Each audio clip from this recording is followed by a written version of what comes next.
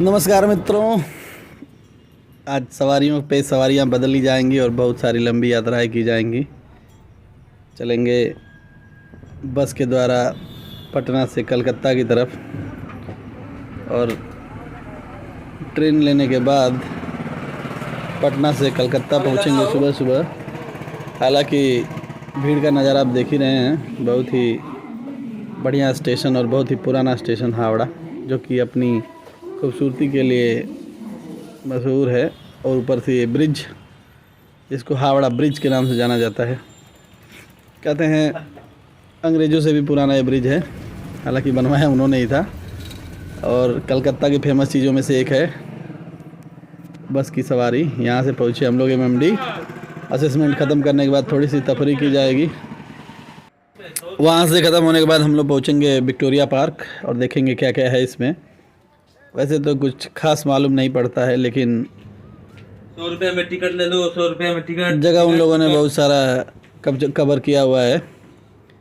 Ticket price बहुत ज़्यादा बताया जा रहा है, लेकिन है तो बहुत ही कम।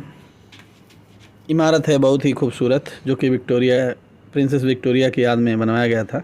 100 रुपये टिकट। जब वो आई थी यहाँ पे बहुत ही गार्डन्स और झीलों का समागम है, बहुत बढ़िया।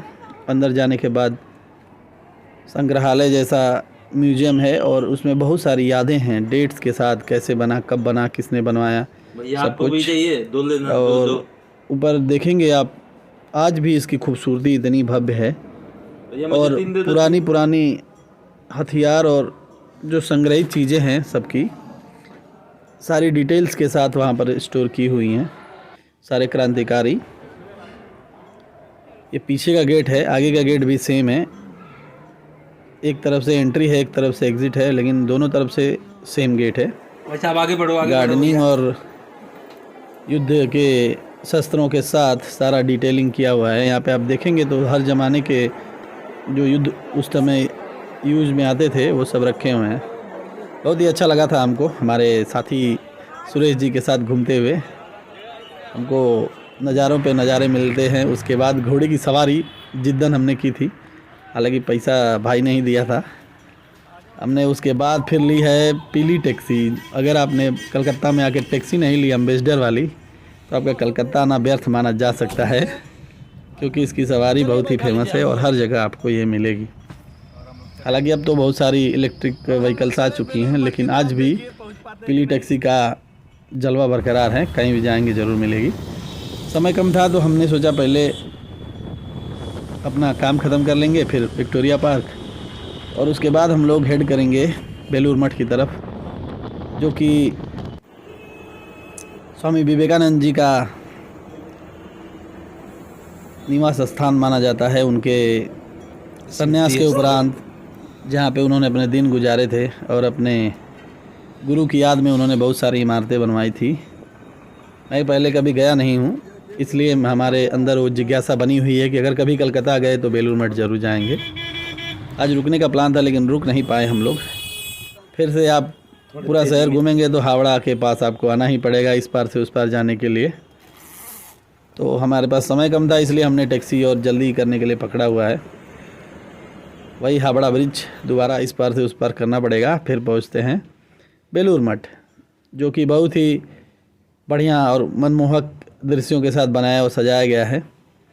यहाँ पे सारे गुरुओं के निवास स्थान और मंदिर बनाए गए हैं, जो कि युवा भारत के नेतृत्व को प्रदर्शित करते हैं। स्वामी विवेकानंद की कृतियों को अगर आप माने तो उनके ज्ञान का कोई भी मुकाबला नहीं है। और उनके जो अमेरिका का भाषण है, जिसने भारत को एक नई पहचान के साथ उजागर किया था, वो भी हम याद करते हैं। रात में इतना ही भव्य नज़ारा। अंदर ऐसे तो जाना ज़्यादा समय नहीं था, अलाउड नहीं था कैमरा, इसलिए आपको अगर देखना है अंदर तो आना पड़ेगा, या फिर अगली वीडियो में हम कोशिश करेंगे दिन में आके, कभी समय मिला तो। यहाँ से आतिशबाजियों को देखते हुए हम लोग निकल चले हैं स्टेशन की तरफ, क्योंकि ट्रेन भी लेनी है। और तंग गलियाँ, वैसे पुराना शहर है कोलकाता, जैसा है वैसा ही है। बारात और शादियों के पटाखे धूमधाम से मनाए जा रहे हैं। समय नहीं है, लेकिन जो भी दिख रहा है दिख ही जाता है, देखते रहते हैं। उसके बाद हम लोग ट्रेन लेंगे और अचानक से हमारा मूड बदलता है कि हम लोग को बीच में बाबा बुला रहे थे उनका अपना दर्शन देने के लिए। तो हम लोग जसीडीह उतर गए बाबा बैद्यनाथ के दर्शन के लिए। घनघोर यहाँ पर ठंड है, लेकिन हम लोग मन बना लिए कि चलना है तो चलना है। जसीडीह उतरने के बाद टेम्पू लेंगे अलग से, छोटी वाली। सवारियों पे सवारी हम पहले ही कह चुके हैं। मज़ा तो बहुत आ रहा है, लेकिन ठंडी भी बहुत लग रही है भैया। सुबह सुबह चलेंगे, अब देखते हैं बाबा के पास जाने के बाद कैसा अनुभव होता है। हालांकि हम इस बार ट्रिप तो केदारनाथ का बनाए थे, लेकिन बाबा पहले यहाँ बुलाना चाह रहे हैं। यहाँ भी पतली वही गलियाँ हैं। हालांकि पश्चिमी दरवाज़ा बहुत खूबसूरत है बाबा का। इस दरवाजे से हम लोग एंट्री करेंगे और लाइन लगाकर चल दिए हैं हमारे साथी सुरेश जी, जो कि अपने अपने पाप काटने में हम लोग लगे हुए हैं। बचपन के जितने भी पाप हैं हमने जवानी के दिनों में जो किए हैं उसको काटा जा रहा है धीरे धीरे। बाबा के दर्शन की एक अद्भुत ही महिमा है। महादेव के जयकारे के साथ बोल बम लोग करते हुए पहुँचते हैं। देखते हैं कैसा होता है अंदर। बहुत लंबी लाइन तो नहीं मिली, लेकिन फिर भी 1-1.5 घंटा लाइन में तो खड़ा रहना ही पड़ा। इस ट्रिक के साथ नॉर्मली माना जाता है कि 5-6 घंटे में दर्शन होता है लाइन में लगने के बाद, लेकिन भीड़ कम है और ऑफ सीजन भी चल रहा है। सावन के महीने में तो आप 10-12 घंटा का तो अनुमान लगाइए सकता है कोई भी। और 2-3 फ्लोर को पार करने के बाद हम लोग प्रांगण में पहुंचेंगे बाबा के।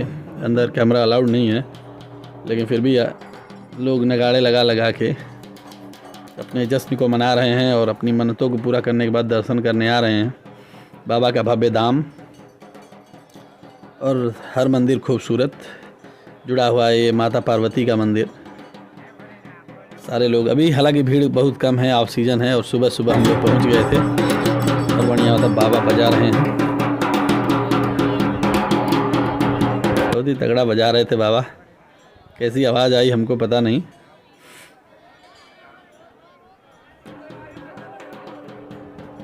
अनेकों मंदिर यहाँ पे हैं। यहाँ पे अपनी दर्शन यात्रा को कंप्लीट करेंगे और वापस चलेंगे घर की तरफ।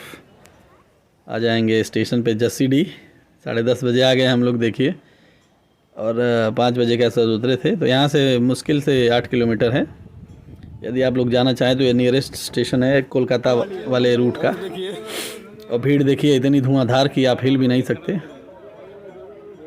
कोई हमारा प्लान था नहीं, ना कोई प्री बुकिंग थी, इसलिए जनरल में ही ट्रैवल करना पड़ा है। यहाँ से 6 घंटे का सफ़र घर के लिए, वो भी बक्सर के लिए माना जाए तो। देखिए भीड़ एकदम खचाखच।